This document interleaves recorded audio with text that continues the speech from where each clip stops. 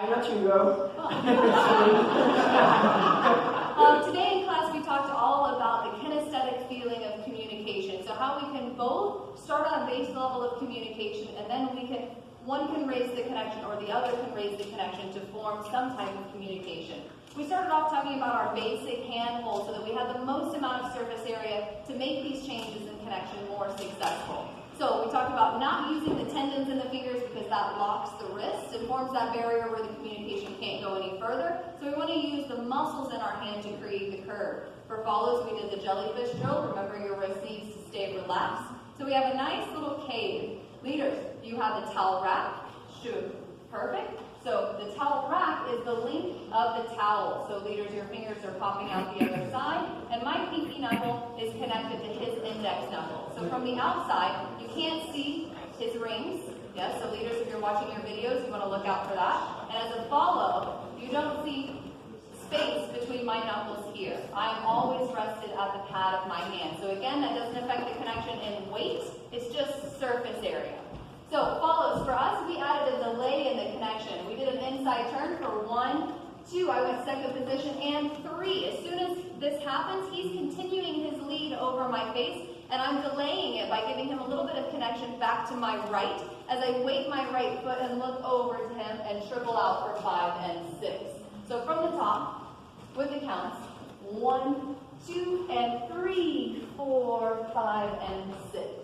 So our idea was to create delay to form a moment, but while still following the direction that he was sending me in and still staying within the time frame of the pattern that he led.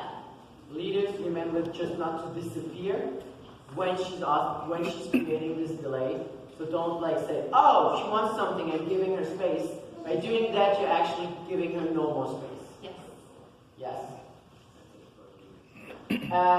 Then for the leaders who said changing that we have our normal way of talking and a normal rate of connection, and we did a closed whip and saying, okay, now I just want to bring in the tension, so I'm going whoop, so I'm slightly going towards the inside and down to increase the tension that the fall is feeling, just to say, okay, this is a moment where I want to talk because I have something specific in my head. So we did a basic whip, so just so that you feel the normal feeling in a closed, ending up in closed. We did a sugar push, and then we changed to go back into this one, and now I say, okay, I'm talking, and I'm increasing the tension because I am talking. Yes, and I want you to listen.